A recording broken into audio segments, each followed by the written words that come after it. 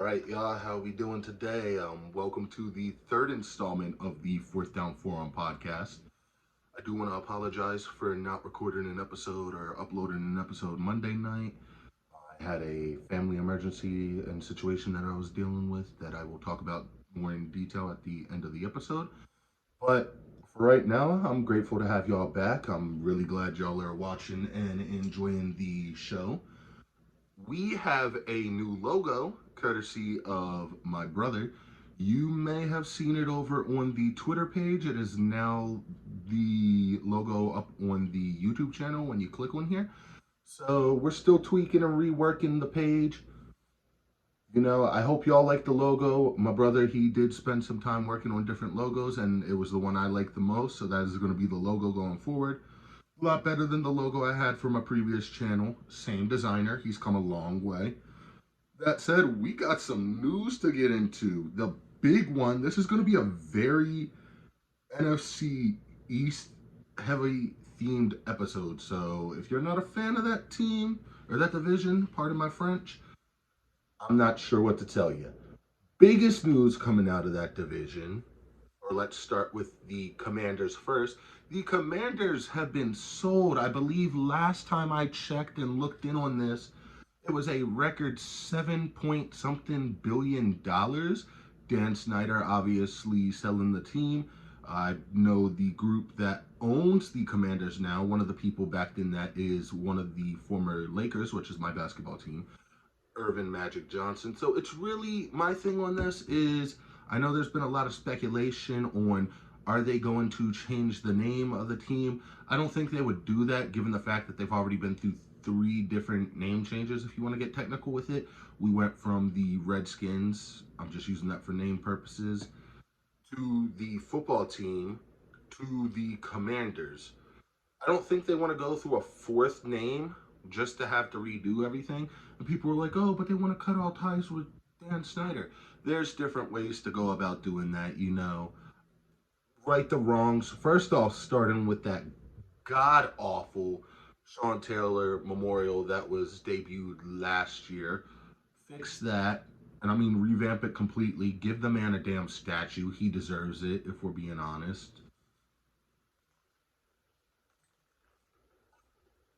And, just get your former team greats together, repair some of that relationship. I'm really excited to see the direction in which the Commanders are going to go.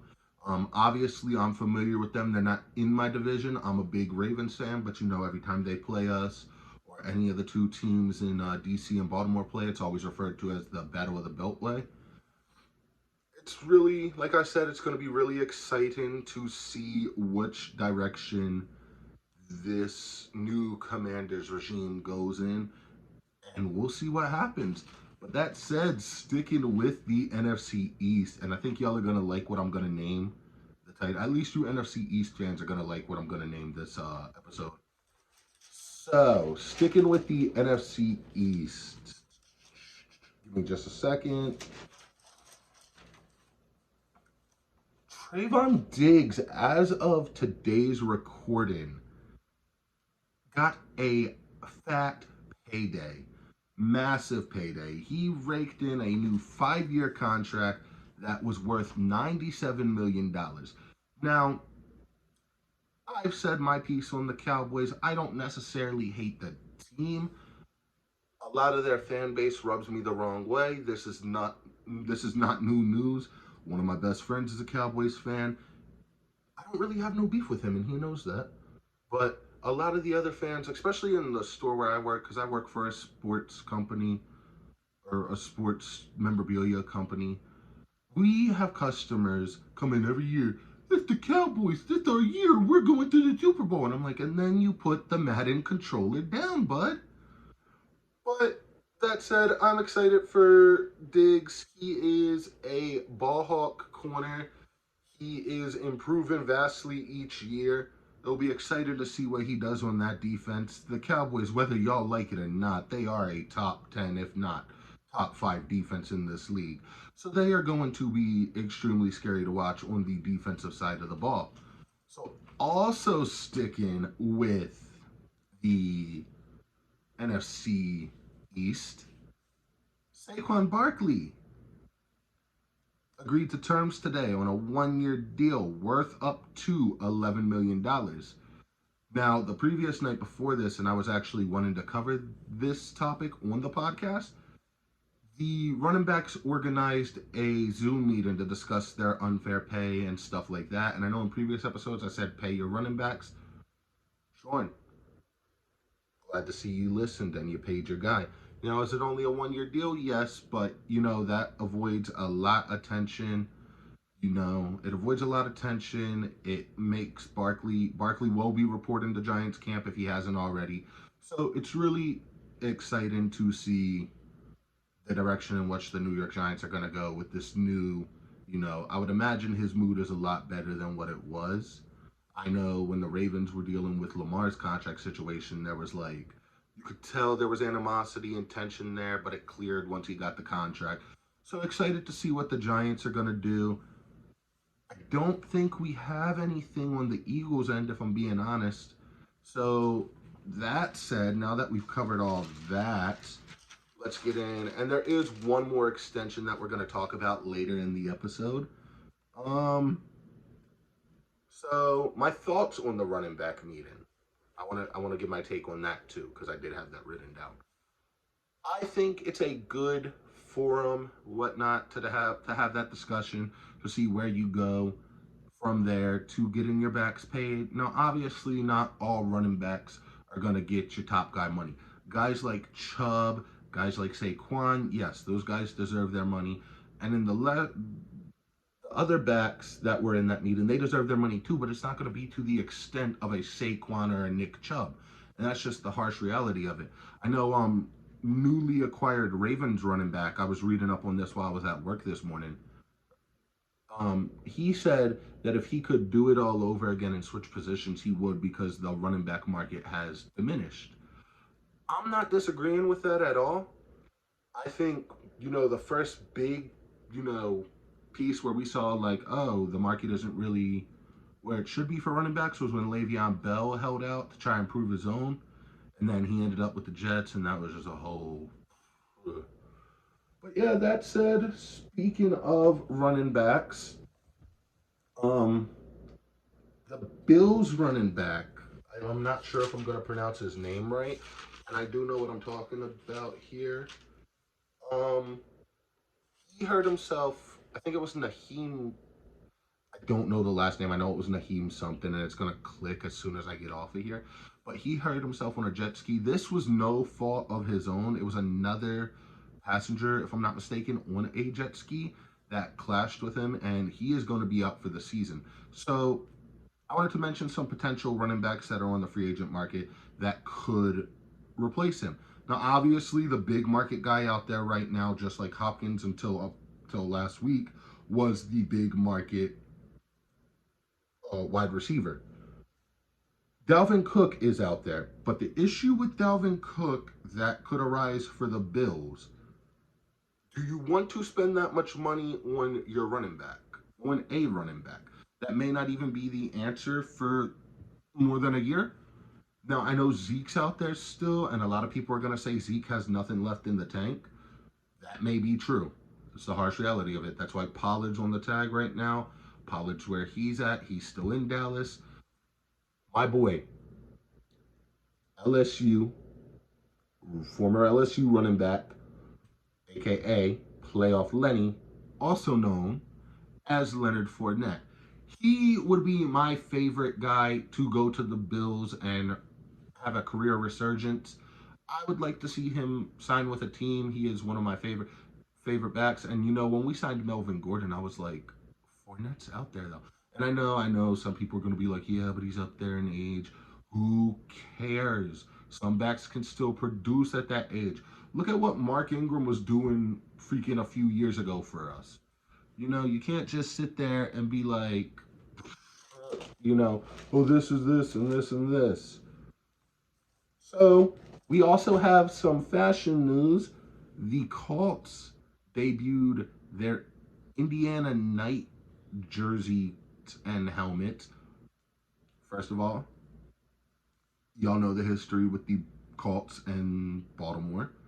So I'm not a Colts fan, but if you look at that picture that's on my back wall, that is a painting that I found at a store out in Austin of the all-time Colts greats and the all-time Ravens greats. It's a really cool poster. Just a quick little side note. Um, I don't like the team. I have all the respect in the world for that quarterback they drafted, Peyton Manning. That's my all-time favorite quarterback. You will hear me talk about this endless times on this podcast, and I'm not going to apologize for it. Their helmet, phenomenal. Phenomenal. Because if you give me just a second, I'm going to reach over here for reference. You see how this helmet right here is just white, and then it has the horseshoe? They did the alternate blacked out helmet, which you can never go wrong with a blacked out helmet, in my opinion. Where they went wrong, in my opinion, is the jersey pants. You could have kept the jersey blue. I had no issue with that. You made it blue on black on blue. And I've seen a lot of people who have been split down the middle with how they feel about these jerseys. That said, it's not really about what you're wearing, but you do feel swagged out on a football field when you have those extra accessories and the color scheme. It's about how you're going to produce and are you going to win. That said, on the other tail of the team that Peyton Manning played for in the NFL, the Denver Broncos unveiled their alternate helmet, and I believe it was called Snow something. It's supposed to go with their alternate all-white jerseys. And the cool thing about this is they took their retro logo from the Orange Crush Denver Broncos and put that on the helmet. I saw that the Bengals and Browns were poking fun of them on Twitter. And I'm still calling it Twitter. I'm not calling it X.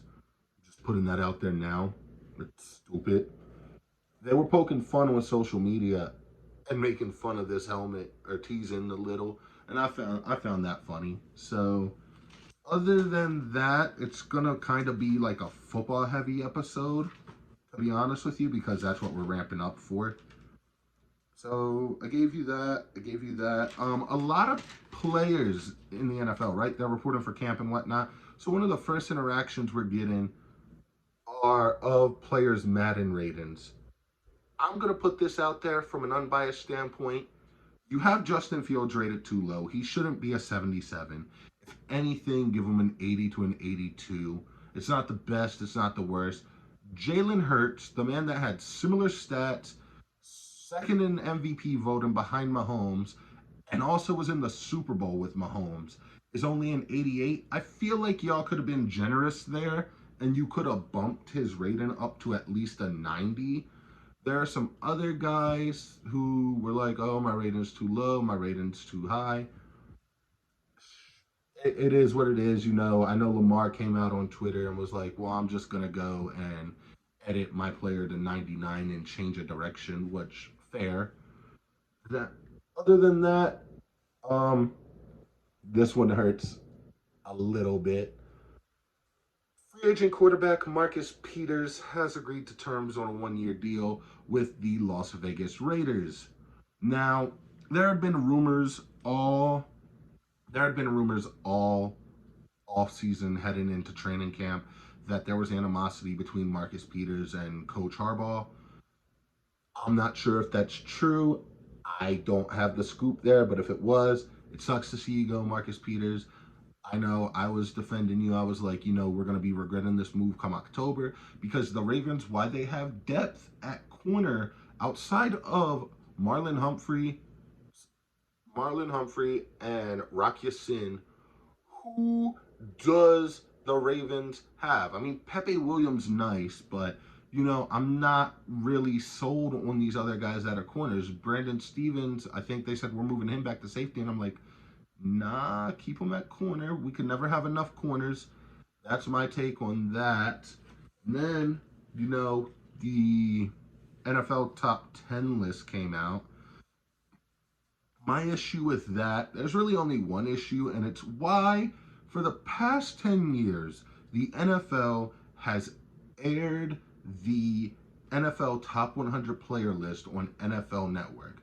And now, because you've rolled out this new platform called NFL Plus, you want to out, roll this out on NFL Plus. I think that's idiotic, man. I think it's dumb. I think, a lot of fans want to look forward to that. They look forward to seeing what's going to happen.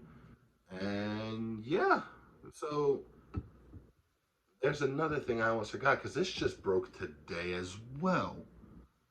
Lamar Jackson, buddy, one of my favorite players, got nothing but respect, got nothing but love for you, but you are no longer the highest paid quarterback in the NFL. As of today's recording, the guy that plays for the Los Angeles Chargers by the name of Justin Herbert is the new number one highest paid quarterback in the NFL. He agreed to terms today on a 5-year, $262.5 million deal. Now, I could say a lot about this. I'm cool with a lot of Chargers fans, right? And I don't want to get smoked like I did last year when I predicted Denver over them in the playoffs. So, my take on this, Herbert deserves this contract. I'm happy he got it. To the Chargers fans that follow me on here, I'm looking forward to our matchup in November. We'll see what happens. Other than that, let's see what I got. Checking my notes. I gave you my thoughts on the running back meeting, my thoughts on the helmets, my thoughts on all this other stuff. For those of you who do not know, though, and this is going to get a bit somber, so I do apologize if, you feel uncomfortable with this. But the reason I did not record an episode on Monday is because over the weekend, our dog, Bo, had passed away. And, if I seem like I'm getting upset or crying, please do not hold that against me because he was a big part of our family. And to see that he's gone now is really devastating. I took some time away from the podcast, and I know I had said when I did the first podcast that's not stuff that I want to do, but in this case it was necessary for my well-being, make sure I was there for my family. And Bobo, please look over me and Mom and Moo and everybody. It sucks that you're gone, man. I was downstairs the other day, and I was looking where he usually laid, and it just hit a bit different now that he's not here. And losing a loved one, regardless if it's an animal, family, which Bo, I don't care what anybody says, that dog was family to us. But yeah, losing a loved one is never easy, and thank y'all for being patient with me. It really means a lot. Other than that, just give me a second to regain my composure, and then other than that, thank you for the continued support. It really means a lot. I really am trying to push content. I'm the one doing this all now. So like I said, this is my responsibility. This is something I want to do. This is something I enjoy doing. This helps me take my mind off things. It puts me at ease.